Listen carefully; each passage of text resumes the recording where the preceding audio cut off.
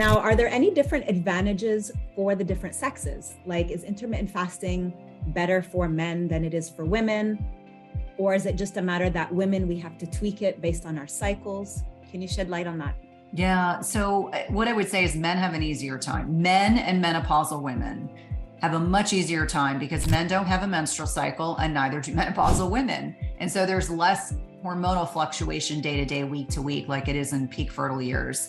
I think that women, because whether we choose to procreate or not, our intrinsic bodies are very acutely attuned to feast and famine. They are very attuned to the cues from our environment. Are we in a position where we can support a healthy pregnancy?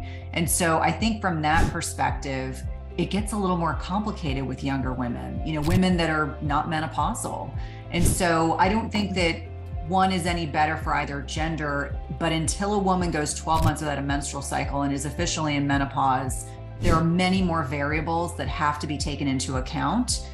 Like I always say, my husband, it's like a duck to water. Started fasting, no big deal. Me, it was like up, down, figuring out when I could fast, when I couldn't fast.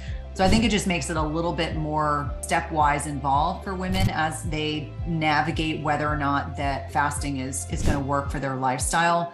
But I don't think I see any intrinsic differences in terms of who it's better for. I think what I can speak to is metabolic health. And here in the United States, only about 7 to 8% of men and women are metabolically healthy. So the benefits of intermittent fasting for the vast majority of individuals is not gender specific, it is human specific. And that's where I generally encourage people to consider it as a strategy that they may be able to use during specific times of their cycle.